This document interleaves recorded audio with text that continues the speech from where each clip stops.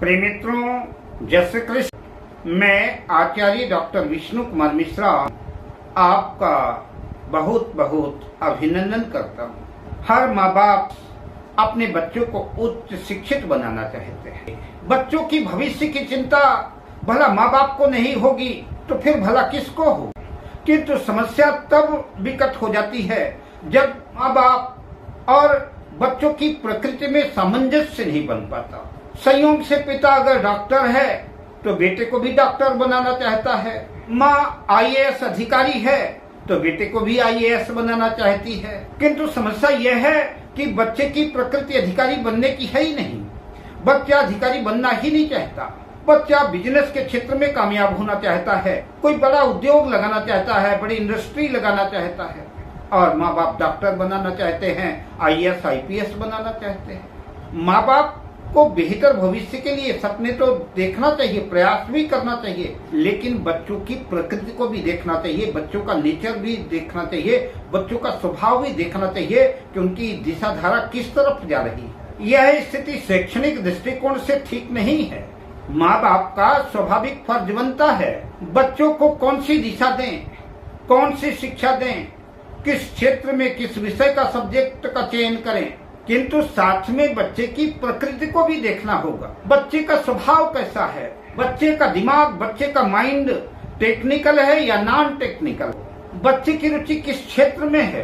अगर बच्चे की रुचि के साथ साथ माँ बाप का भी संयोजन, माँ बाप की भी दृष्टि उसी क्षेत्र में है तो बच्चे के बहुत आगे जाने की संभावना बनेगी। माता पिता के विचार और बच्चे के विचार का अगर सामंजस्य तालमेल ठीक खा गया तो समझिए कि सोने में सुहागे जैसी स्थिति बन गई। और अगर दोनों का तालमेल नहीं बन पाया तो हो सकता है कि माँ बाप के दबाव में बच्चा वो विषय ले ले, उस विषय को पढ़ भी ले, सफलता भी अर्जित कर ले, लेकिन जीवन के कार्य क्षेत्र में, कैरियर के क्षेत्र में उतनी अच्छी सफलता अर्जित नहीं कर पाएगा, क्योंकि उसका दिल दिमाग उस क्षेत्र में है ही नहीं।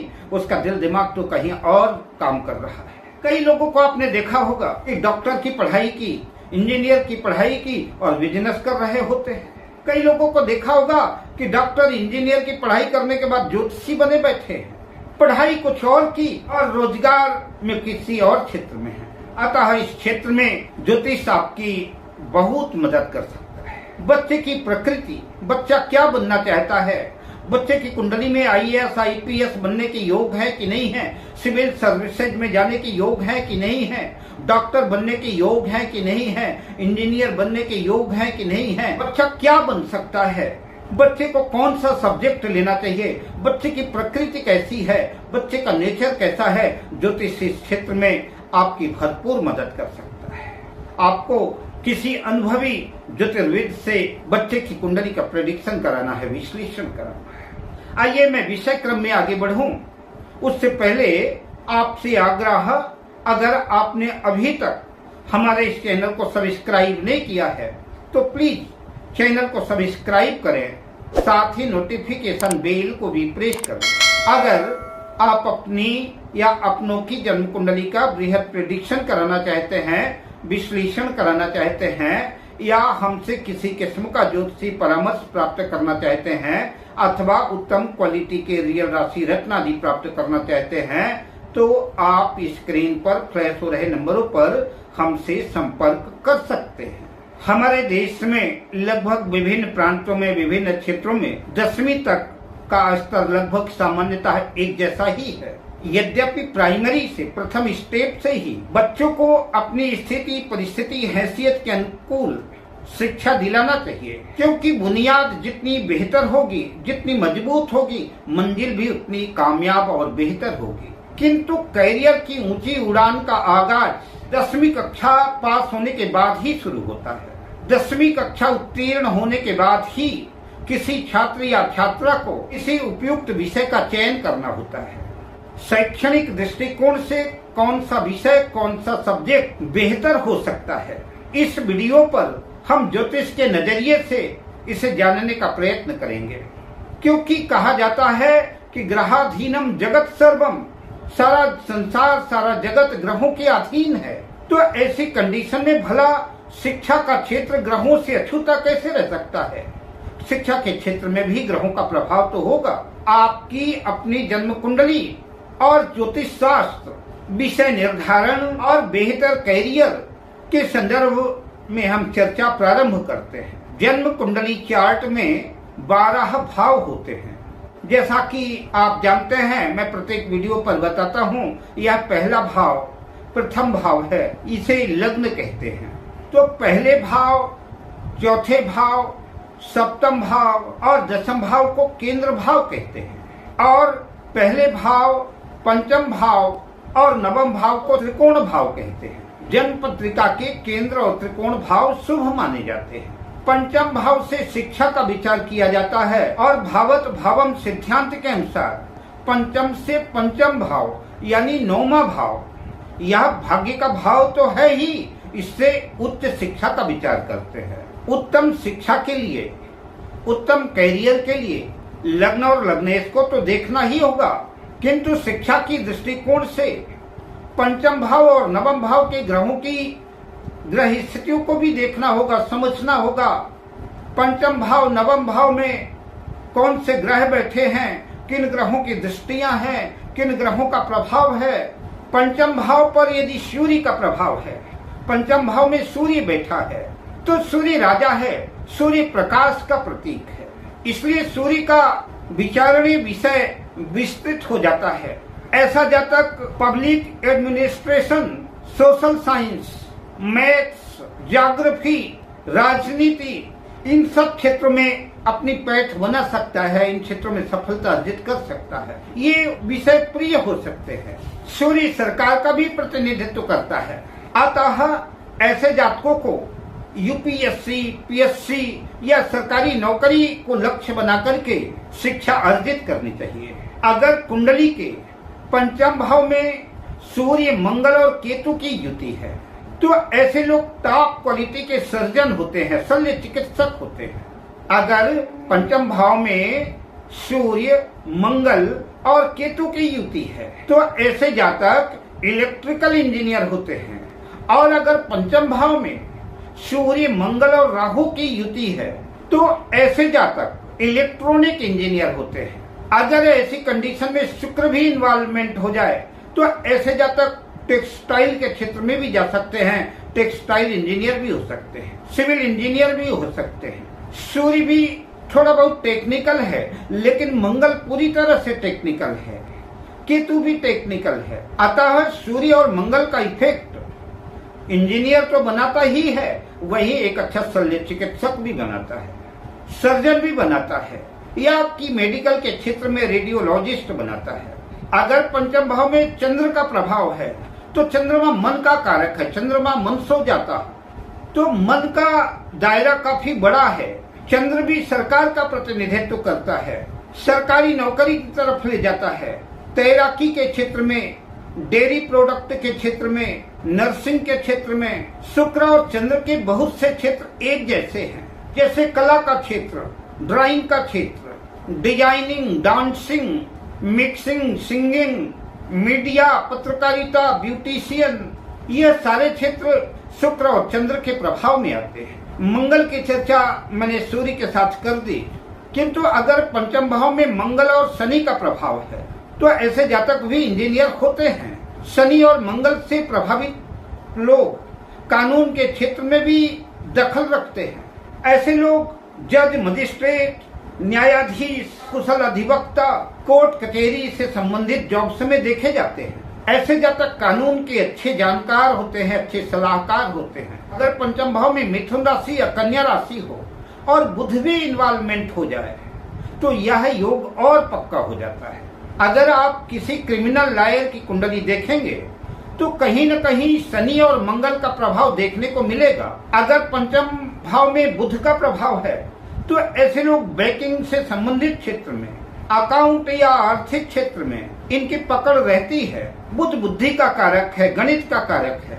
ये लोग अच्छे सलाहकार होते हैं। कानून, इनकम टैक्स, बीमा से संबंधित क्षेत्र, एस्ट्रोलॉजी, कोई भी क्षेत्र हो सकता है। ये अच्छे परामर्शदाता होते हैं। चार्टर्ड अकाउंटेंट, कुशल अधिवक्ता, मैथमेटिक्स आदि के फील्ड में ऐसे जातक होते हैं। किंतु जन्म पत्रिका में बुध की कंडीशन, बुध की पोजीशन अच्छी होनी चाहिए। बिजनेस मैनेजमेंट में, एमबीए आदि के क्षेत्र में भी बुध की महत्वपूर्ण भूमिका है। अगर गुरु का प्रभाव पंचम भाव में है तो शिक्षा का क्षेत्र, गुरु ज्ञान के ग्रह हैं, ज्ञान के कारक हैं। ऐसे जातक अच्छे शिक्षक, अच्छे प्रोफेसर, प्राचार्य होते हैं या कि शिक्षा के क्षेत्र में ऐसे जातक नौकरी करते हैं। ऐसे जातक बीएड, एमएड होते हैं। बुध के साथ अगर पंचम भाव में गुरु का भी प्रभाव हो तो ऐसे जातक income tax, sale tax, account, कानून आदि के अच्छे सलाहकार होते हैं। बिजनेस या किसी क्षेत्र का, चाहे आर्थिक क्षेत्र हो, चाहे राजनीतिक क्षेत्र हो, कोई भी क्षेत्र हो, गुरु और बुध की युति अच्छा मैनेजमेंट देती है। गुरु और शनि की युति जुडिशियली के क्षेत्र में ले जाती है। ऐसे लोग जज या कानून के अच्छे सलाहकार होते हैं।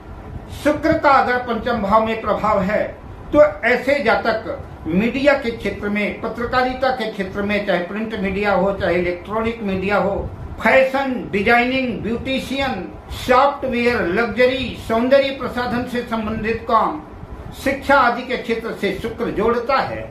शुक्र के साथ अन्य ग्रहों का प्रभाव रहा तो इंजीनियरिंग, गाइनोलॉजिस्ट, टेक्सटाइल आदि के क्षेत्र में भी ले जाता है। कला से जुड़े हुए जितने भी फील्ड हैं, एक्टिंग, मिक्सिंग, डांसिंग, सिंगिंग, नाट्य कला या फिल्म इंडस्ट्री आदि के क्षेत्र में सफलता दिलाता है। शनि के संदर्भ में भी बहुत हद तक चर्चा हो चुकी है। शनि मंगल का पंचम भाव में प्रभाव हो तो जातक सिविल इंजीनियर होता है। शनि और बुध की युति पंचम भाव में हो तो जातक की बुद्धि बड़ी पैनी होती है, अपनी बात को बड़ी मुस्तैदी के साथ, बड़े जोरदार तरीके के साथ रखता है। प्रायः ऐसे लोग कुशल वक्ता होते हैं और ऐसे जातक कई बार टॉप क्लास के अधिवक्ता, वकील भी होते हैं। पंचम भाव में क्रूर ग्रहों का प्रभाव हो, राहु केतु का प्रभाव हो, नीच ग्रहों का प्रभाव हो तो यह योग बहुत अच्छा नहीं माना जाता। शिक्षा के क्षेत्र में कुछ न कुछ कठिनाइयां आती हैं, शिक्षा के क्षेत्र में बाधाएं, मुश्किलें आती हैं। किंतु राहु गुप्त विद्याओं के साथ साथ इलेक्ट्रॉनिक्स का भी कारक है। पर विचारणीय विषय यह है कि राहु किस राशि में, किस ग्रह के साथ है, कितना योग कारक है, यह महत्वपूर्ण विषय है। बात केतु की करें तो यह अलगाववादी ग्रह है, किंतु अगर मंगल और सूर्य से संबंध बन गया तो यह शल्य चिकित्सक बनाता है, अच्छा सर्जन बनाता है। कई बार ऐसा भी होता है कि पंचम भाव में कोई ग्रह नहीं बैठा होता, पंचम भाव में किसी ग्रह की दृष्टि भी नहीं होती, तो मैं कुछ और सूत्र दे रहा हूँ। मैंने केंद्र और त्रिकोण की चर्चा पहले ही कर ली कि कौन से भाव केंद्र भाव हैं, कौन से भाव त्रिकोण भाव हैं।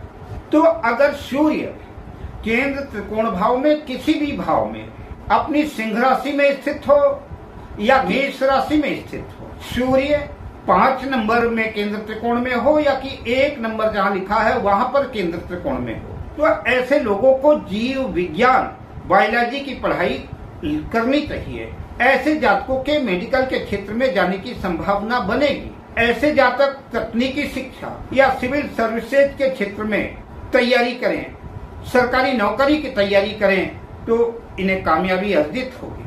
अगर इन्हें केंद्र त्रिकोण भाव में चंद्रमा 2 नंबर पर यानी वृषभ राशि में स्थित है या कि 4 नंबर पर कर्क राशि में अपनी स्वराशि में स्थित है, तो ऐसे लोगों को, ऐसे जातकों को, ऐसे विद्यार्थी छात्र छात्राओं को ललित कलाओं के क्षेत्र में, काव्य के क्षेत्र में, कविता लेखन के क्षेत्र में, शिक्षा के क्षेत्र में, शिक्षक होने की दिशा में B Ed, M Ed, singing, dancing, media, arts आदि के क्षेत्र का चयन करना चाहिए, सफलता अर्जित होगी।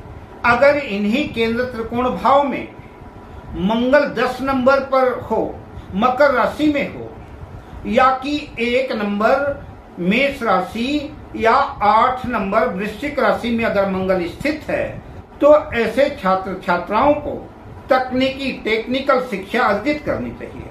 मंगल अन्य ग्रहों के प्रभाव में जहां डॉक्टर बनाता है, इंजीनियर बनाता है, सेना, पुलिस आदि की तरफ भी मंगल ले जाता है। कई बार ऐसे लोग बहुत बड़े बड़े बिल्डर, बहुत बड़े व्यापारी, कंस्ट्रक्शन के क्षेत्र में, बिल्डिंग मटेरियल के क्षेत्र में, प्रॉपर्टी, रियल एस्टेट के क्षेत्र में बहुत ऊंचाइयों तक अपना परचम लहराते हुए देखे गए हैं। अगर इन्हीं केंद्र त्रिकोण भाव में बुध 6 नंबर या 3 नंबर, 6 नंबर यानी कन्या राशि, 3 नंबर यानी मिथुन राशि में अगर बुध स्थित है तो ऐसे लोगों को कॉमर्स की पढ़ाई करना चाहिए।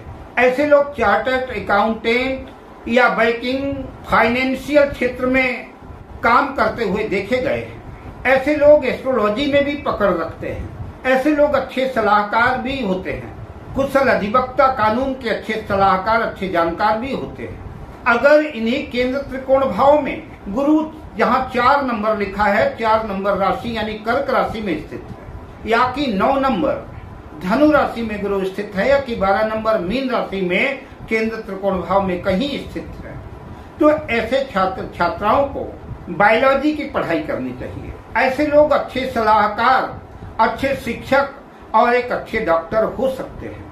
अगर इन्हें केंद्र त्रिकोण भाव में शुक्र 12 नंबर यानी मीन राशि में स्थित है, या कि 7 नंबर तुला राशि, या कि 2 नंबर वृषभ राशि में स्थित हैं केंद्र त्रिकोण भाव में, तो ऐसे छात्र छात्राओं को कला के क्षेत्र में, मीडिया के क्षेत्र में, एक्टिंग के क्षेत्र में, सिंगिंग, डांसिंग, गीत संगीत के क्षेत्र में, फैशन डिजाइनिंग के क्षेत्र में, ब्यूटिशियन, आर्ट मीडिया के क्षेत्र में शिक्षा अर्जित करनी चाहिए। ऐसे जातक इंटीरियर ग्लैमर के क्षेत्र में भी कामयाबी अर्जित करते हैं, एक ऊंचा मकाम अर्जित करते हैं। अगर इन्हें केंद्र त्रिकोण भाव में शनि 7 नंबर पर तुला राशि में स्थित है, शनि की उच्च राशि है, या कि शनि 10 नंबर मकर राशि में, या कि 11 नंबर कुंभ राशि में केंद्र त्रिकोण भाव में स्थित है, तो ऐसे छात्र छात्राओं को नौकरी की, जॉब्स की तैयारी करना चाहिए। नौकरी के विचार से ही शिक्षा का चयन करना चाहिए कि हमको किस क्षेत्र में जाना है, उस क्षेत्र से संबंधित पढ़ाई करना चाहिए। ऐसे लोग न्याय के क्षेत्र में, जुडिशियरी के क्षेत्र में पकड़ रखते हैं, सेना पुलिस के क्षेत्र में, या कि जिस भी क्षेत्र में वर्दी का उपयोग होता है उस क्षेत्र में जो है तो इनके जाने की संभावना ज्यादा बनेगी। इन्हें उस संबंधित क्षेत्र की तैयारी करना चाहिए। अब हम आपसे लेते हैं विदा, मिलते हैं अगली वीडियो में शुभकामनाओं के साथ। जय श्री कृष्ण।